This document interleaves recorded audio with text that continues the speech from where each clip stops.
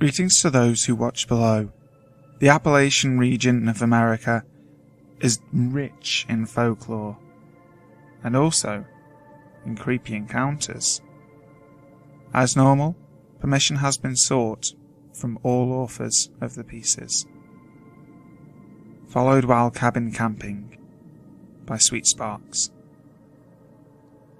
Over 10 years ago, when I was still in elementary school, my family and I were camping in some pretty run-down cabins in the Appalachian Mountains. It was a pretty fun place to hike around because the terrain was so rocky, and while I was playing around in the backyard behind the cabin, I saw a man walking up the path towards us. I don't know if this is because my mum made sure my siblings and I knew about stranger danger, or if this guy just gave off really creepy vibes. But as soon as I saw him walking up the path, I got really scared and stood there, kind of frozen, until he got close, maybe about 10 feet from me, and said hello. I ran back into the cabin. As soon as I got back into the cabin, I could tell that my parents were upset. They had been keeping an eye on me while I played outside, and I think they had been about to come outside right before I ran back in. I guess they were freaked out because there was no reason for the guy to be near our cabin. We weren't really on any trails or anything. My parents still opened the back door and talked to him for a minute. He told my parents that he used to work at the park and asked to use our phone. The cabins didn't have phones, so my parents told him to try somewhere else, and he left. A few hours after my creepy sighting, my mother, eldest sister and I left the cabin to go on a hike, visit the park's recreation building, and basically explore the campsite. Suddenly the guy was everywhere, and crossed paths with him a couple of times in the park's buildings. Some of these times he tried to wave at us or say hello to us, but we didn't respond. I think my mum was trying not to show how rattled she was, but she gave a description of the man to the park employees, and we ended up cutting our trip a day or two short. We never saw him again, or heard anything weird happening in the park after we left. The guy we saw may actually have been just camping like us, but for some reason, my parents, siblings, and the park employees all felt that he wasn't, that he was some kind of predator. Again, it could all have just been coincidence that he was everywhere we were, but my mum was pretty certain he was following us. She pointed out after he left that if he had worked there, he would have known that the cabins didn't have phones. She didn't buy his story, and later told me that she thought he had approached the cabin mainly because a young girl, me, was outside. She still thinks that's the only reason that this guy was hanging around the park, was to try to hurt little kids. I kind of hope she was wrong, but I still remember that weird sense of dread I had seeing him walk up the path.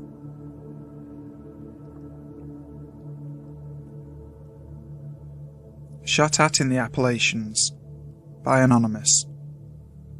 I'm a biologist, and am frequently by myself in remote locations.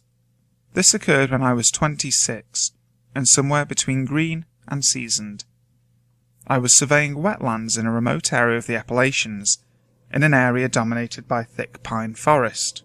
I always got on the county assessor site and printed off a map with landowner information so I wouldn't trespass, as that'll get you shot.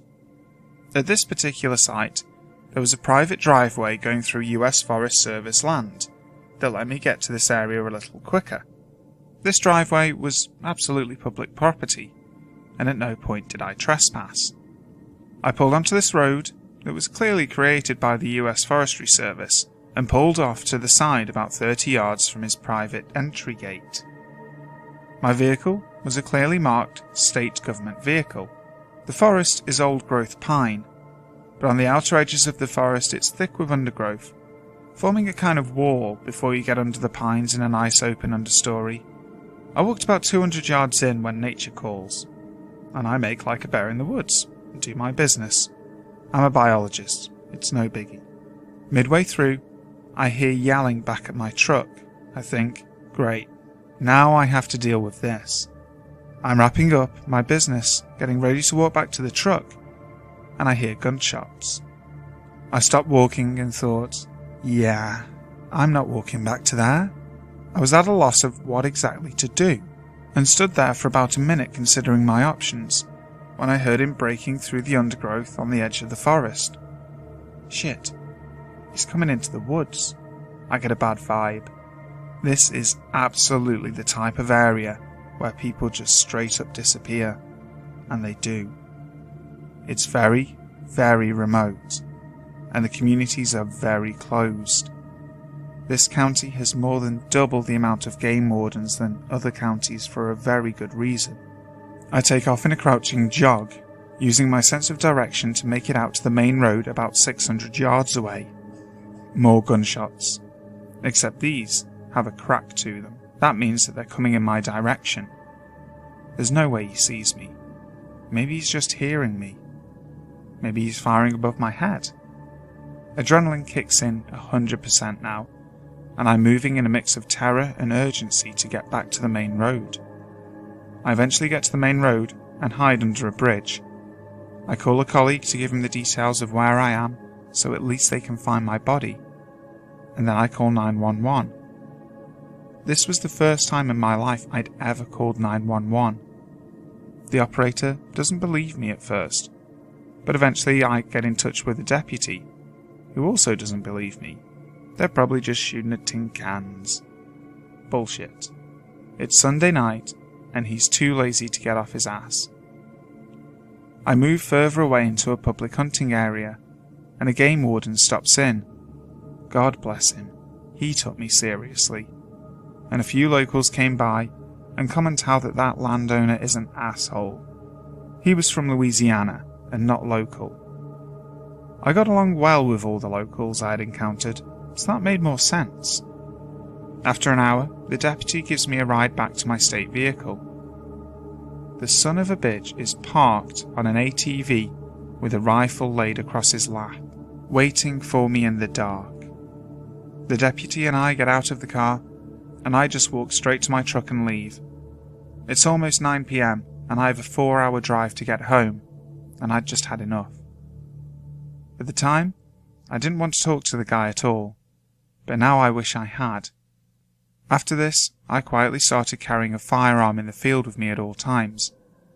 I'm glad I trusted my gut feeling and insisted on a police escort back to my vehicle.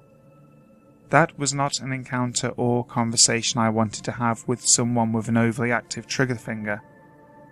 I had all the guy's contact information and thought about mailing him a map clearly stating where his property begins and ends, but I just let it go.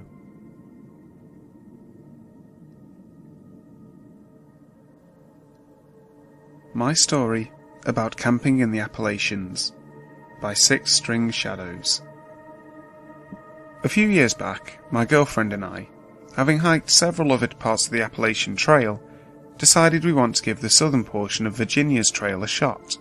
It's about 166 miles long and runs through George Washington and Jefferson National Forests from Roanoke County to Perrysburg in Giles County. This is definitely one of the more remote and less travelled parts of the trail, which is exactly what we were looking for. We gathered our gear and made our way to the start of the Virginia Creeper Trail to begin our journey. We had planned our journey to end at Damascus, and figured that by the time we got there, we would be more than ready to get home to our own beds. It was early October, and the changing of the leaves and colours were amazing. The air was crisp and cool, perfect hiking weather with beautiful scenery. The majority of the trip was pretty uneventful, just your typical hike. But our last couple of nights is where things got weird. On this portion of the trail, you're supposed to camp on the trail or a designated shelter.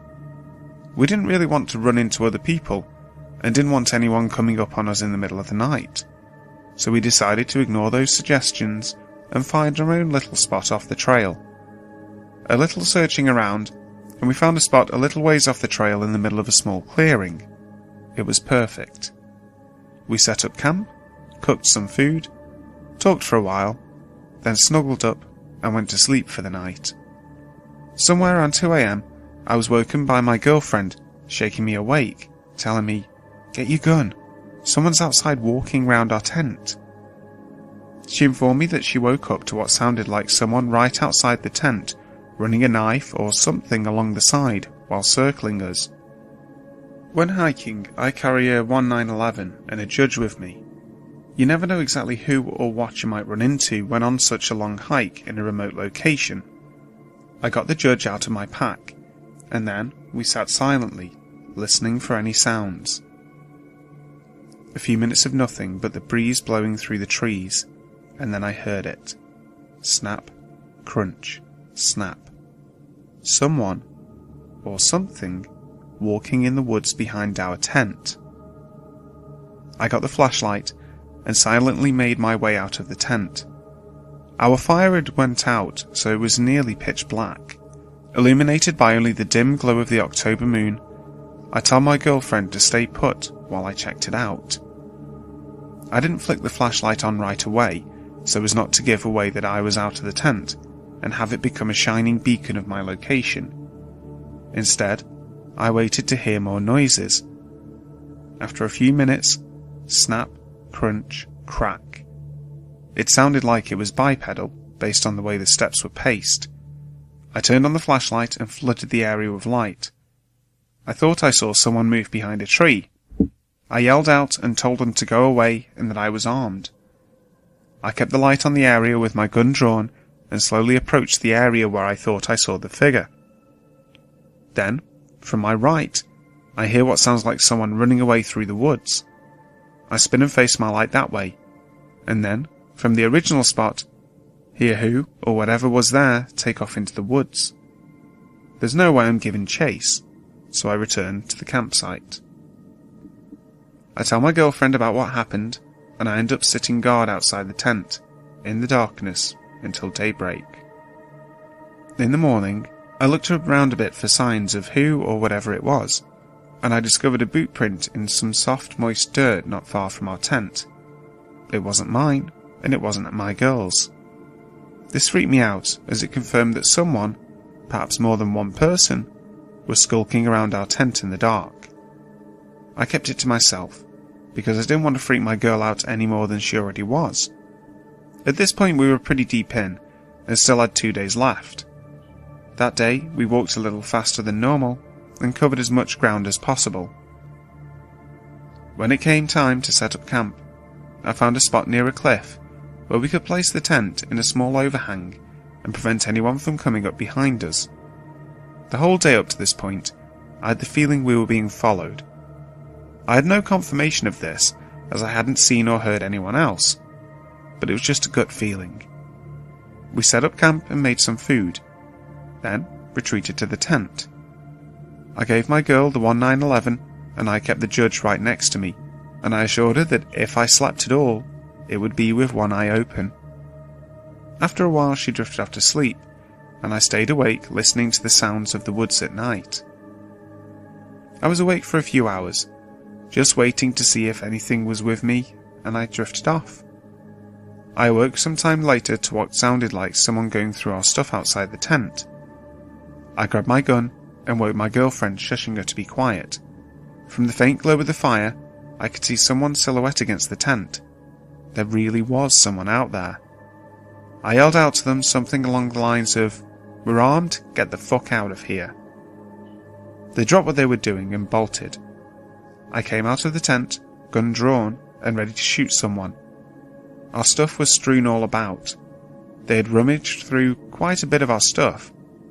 I walked to the edge of the woods in the direction whoever was out there had fled. There was a creek nearby, and I walked to the edge, where there was a small trail running alongside of it. Down the creek, I could see a light. It looked like a lantern the way it flickered. Then, I saw 3 more emerge from the other side of the woods. I told my girlfriend to start packing up whatever she could, and that we were leaving now. We packed up everything of value, left the tent and a few other items, and headed back onto the trail, in the middle of the night. I kept hearing people talking off in the woods, and hearing branches snap for quite some way. I kept looking behind us every few seconds to make sure nobody was coming up on us. It was completely nerve-wracking. if something happened, we were still a long way from anywhere, and quite literally on our own, since we hadn't seen another hiker the entire time we had been out there. I really felt we were in serious danger. We'd been walking for quite some time when I heard something in the woods behind us. As we rounded a corner, I turned around and saw someone step out onto the trail and just stand there watching us. It was just as the sun was coming up, and there was barely any light. I couldn't make out any features, just the silhouette. I stopped and looked at them for a second and asked them who they were and what they wanted. They just stood there silently watching us, and then turned and walked back into the woods. We picked up the pace and kept going, looking back every so often. We didn't see them again, but my gut told me they were still there for quite a way. We eventually reached the end of the trail and got to where we had parked my girlfriend's car, extremely exhausted. We made it out of the Virginia woods, without becoming a meal for a clan of cannibalistic inbred hillbillies, which is what I pictured happening in my head the whole time. I have no idea who they were, or what they wanted. Maybe it was just somebody messing with us. Maybe it really was a clan of deformed hillbillies who were hunting us. I will never know, because I will not be returning to find out.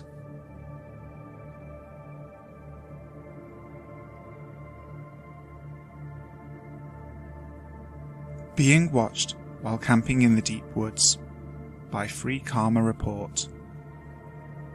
I live in the foothills of the Appalachian Mountains in northeastern Georgia. It's a beautiful area with hundreds of miles of national forest, some great state parks, and a ton of fantastic camping places. Unfortunately, my hometown is relatively poor. While there are some out-of-town residents from Atlanta and other places, a lot of people where I live are really poor. I do freelance work as a technical writer, so I can do most of my work online. If I didn't have that going for me, I'd have to move somewhere else. It's just one of those small towns that will rob you of your ability to accomplish anything in life if you stay there for too long. Excluding a handful of doctors and lawyers and Georgia Power Company employees, the only employment in the area is at Walmart, fast food, and a couple of other grocery stores. To the east of my town, there's a massive national forest. It's loaded with great camping sites and lots of relatively unused hiking trails. I really enjoy hiking on them with my dog, but it can be a bit of an unnerving experience sometimes.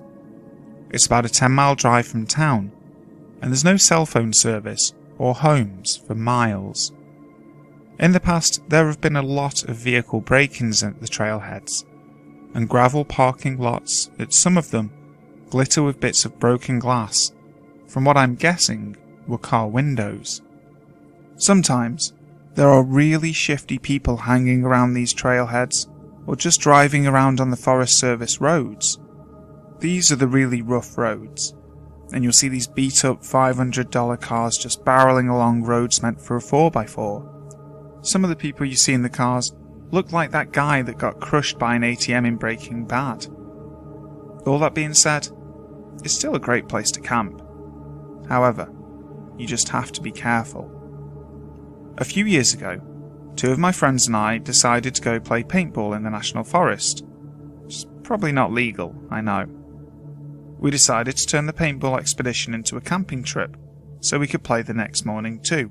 After a pretty uneventful day of shooting paintballs at each other, we drive a couple of miles to one of the more popular camping spots. Unfortunately, a church group or something had taken up all the spots in the area. This was really the only camping spot that we were familiar with, and it was getting pretty late. We decided to keep on looking, so we drive for about an hour further and further into the woods. By this time it's getting a bit dark, and we were getting worried about finding a spot. We all had GPS on our smartphones, but none of us had any service. We turn onto an unfamiliar road that isn't in very good shape. In fact, it looks like the Forest Service rangers used a backhoe to block off the road with a mound of dirt. A broken metal barrier lay in the woods nearby. That said, It looked like 4x4 vehicles had been going over the mound, so it was pretty worn down. Our F-150 had pretty high clearance, so we decided to go over the mound. There was an old gravel road on the other side, and the road was pretty much clear of debris. We drove a few miles down this road and came across an opening next to a small creek. There were some blue tarps hanging over a plywood table nailed to a tree, which seemed kind of odd. That said, it was pretty much dark at this point, and we didn't want to keep driving around all night looking for a camping spot. We left the truck light running and set up the tent. As we were setting up the tent, I started to notice that there was a lot of trash in the woods surrounding the site. I saw a green bottle laying on the ground. I took a look at the label and see that it's a bottle of home and garden insecticide. I was really tired at the time, and I just thought that someone had been dumping their home garbage out here. None of us thought that it was weird that someone would be dumping garbage in an area that's more than an hour from the nearest home. We set up a camp, had some beers, and made chili from scratch.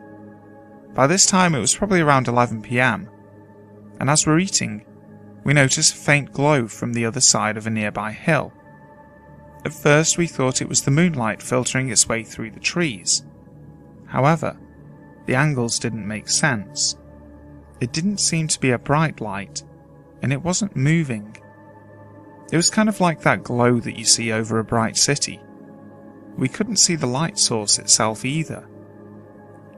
Since there were no other access roads in the area, we decided that it wasn't other campers. The hill was about a quarter mile from our campsite, so we decided to go investigate. Under normal circumstances, I know I wouldn't have done so. However, we all had a few rum and cokes in our stomachs, and two of us, Jacob and I, decided to take a look. My other friend Isaac decides to stay behind to pop some popcorn over the fire. We start walking toward the light source, and the situation gets even stranger. All the trees in the area have had their bark knocked off in a circle around their trunks. We thought it could have been the work of a beaver that lived in the creek, but it seemed strange that a beaver would go around all these trees and just knock the bark off in a circle. Jacob and I start talking about the ghost beaver in pretty loud voices, probably due to our drunkenness. And as we're almost to the top of the hill, Jacob tripped and yelled, "Oh shit." A few seconds after he yelled, the light, whatever it was, went out. We looked at each other and decided that maybe we don't need to see what that light was after all. We walked back in silence and keep looking back every few seconds. We decided to turn off our flashlight and just use the moonlight to get back to the campsite. When we get a couple of 100 feet from the campsite, I see my other friend Isaac walking around. He was wearing a hooded coat that I hadn't seen him wearing before, and for some reason, he was carrying his paintball gun around in his hand. That seemed a little odd, we said to each other. The fire had started to die down, so we couldn't see our campsite very well. At this point, we'd probably been gone for about an hour, and from the distance, it looked like Isaac was looking for something. He kept walking around the site and was peering in the tent. When we were almost back to the campsite, we saw Isaac walk up the road we came in on. We figured that he was just going to use the bathroom and didn't want to wander through the woods like us. When we got back, we sat next to the fire and waited for Isaac to return. All of a sudden, we see him lurch out of the tent. He stumbles a few feet and vomits. After we left, he had had a few more rum and cokes, he mumbles. We ask him why he kept wandering around the campsite with a paintball gun, and he gets a strange look on his face. They're locked up in the cab of the truck. Did you unlock it? We go and check the truck, enter the door code, and see all our paintball equipment just as we left it before. The keys to the truck were still hidden in a magnetic fob underneath.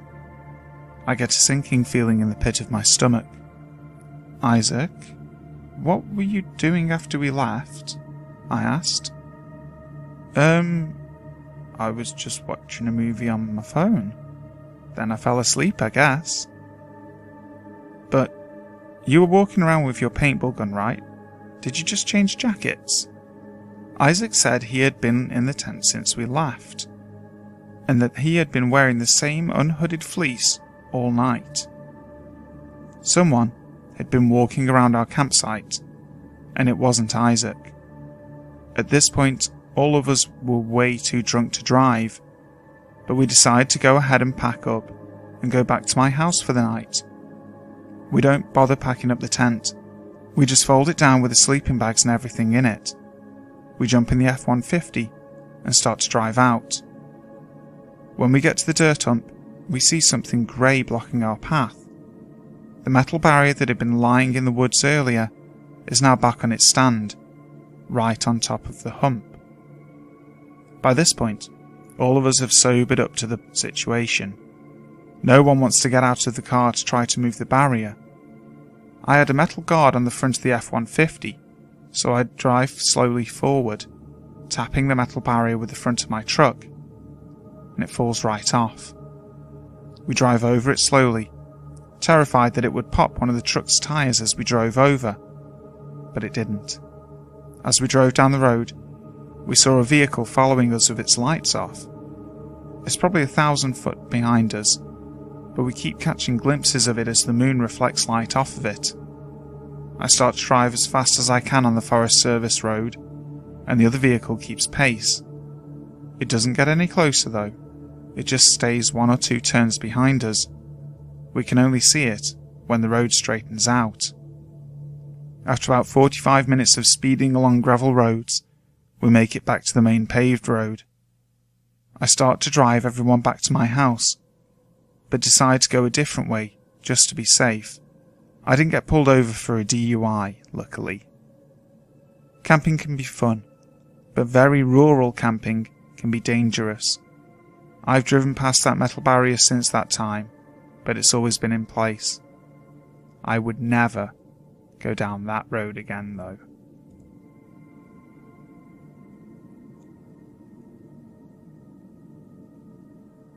The Smiling Stranger on the Ridge by Sale the Tethys. I grew up in a small coal town in the Appalachian Mountains, on the side of one of the mountains that borders the valley of the town. It was a wonderful place for an outdoorsy kid. We had no immediate neighbours and acres of wood to play in.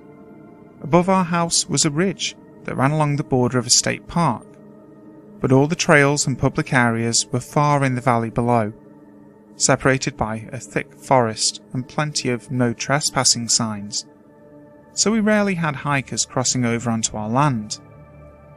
From our house there was a dirt road that wound up to the mountainside on the top of the ridge, where there stood the remains of a burnt down cabin. From there, you could follow the ridge to a flat area popular with Dad's hunting friends, one of whom posted a trail cam during the off-season to monitor wildlife activity. We had coyote, the occasional bear, mountain lions, bobcats, and a veritable fuck-ton of deer. From there, you could continue up the ridge to a clearing that hosted lots of flat boulders and a giant electrical tower that was fun to climb on.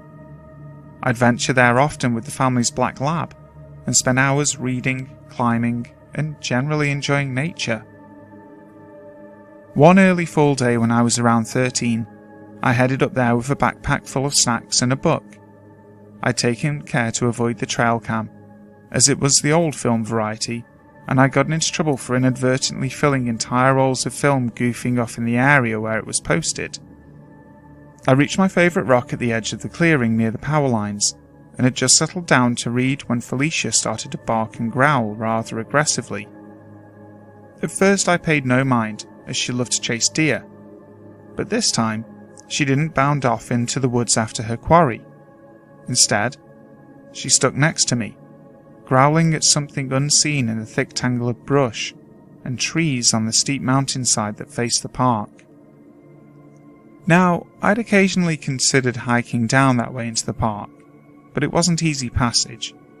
The area had been cleared years before to install the electrical tower, and in its place had grown a thick mass of briars and weeds. The rocks that were made for great climbing at the top of the ridge became difficult obstacles on the steep slopes below. Not to mention, there was much easier access closer to the park entrance. This way brought you down to an undeveloped area at the very back of the campgrounds that wasn't easily accessible to cars or hikers.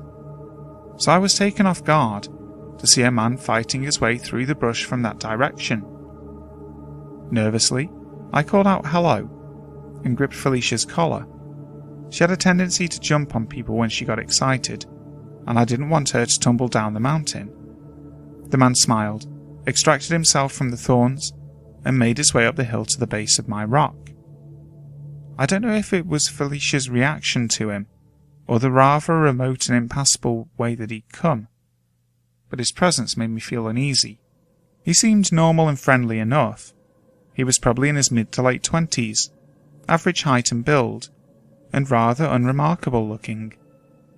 No backpack or supplies, but he was dressed as a hiker would be.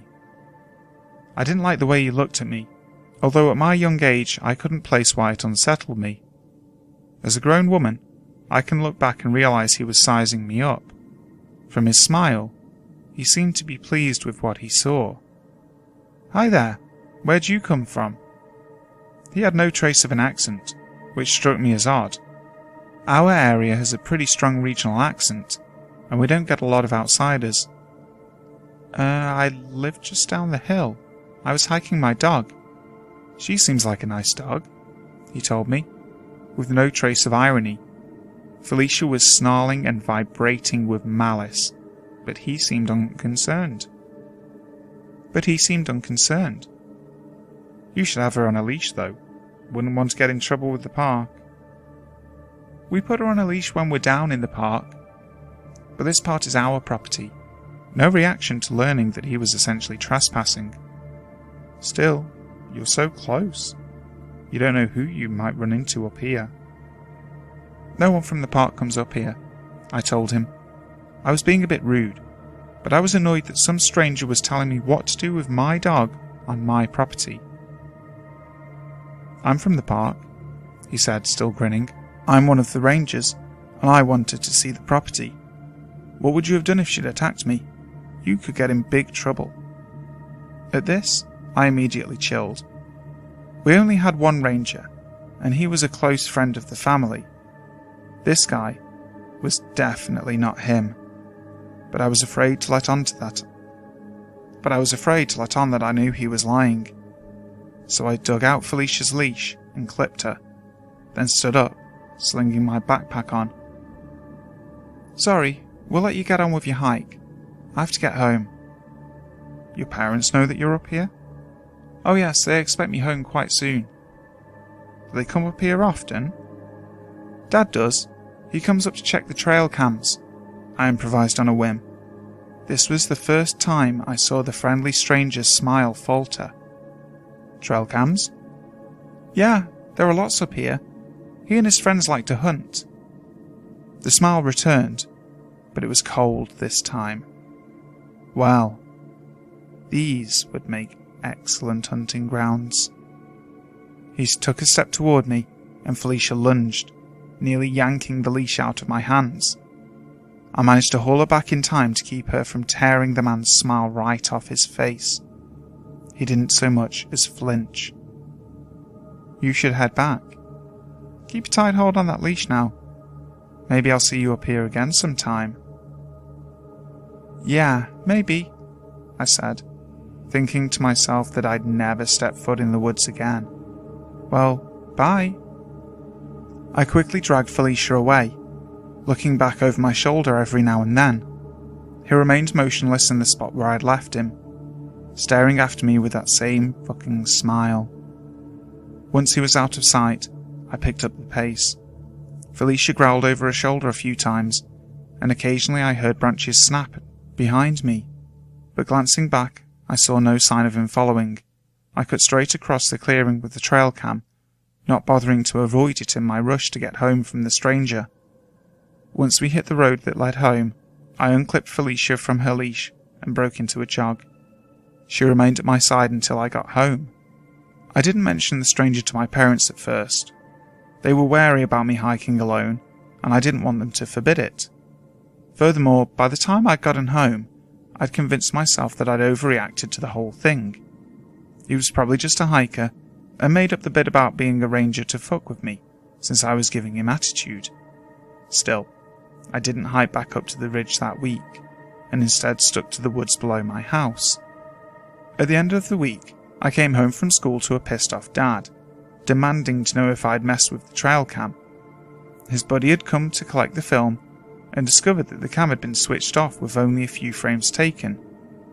At first, I was only concerned with getting in trouble, and desperately professed innocence. And then, I remembered the stranger. After telling Dad about him, he called the park ranger to ask if there was a new ranger we didn't know about. The ranger said no. But after hearing my story, he told Dad the campground attendant had caught an out-of-stater overnighting in an authorized area back behind the campgrounds the previous week. He'd assumed the guy was just trying to get out of paying the camping fee. Young guy, they said. Average looking.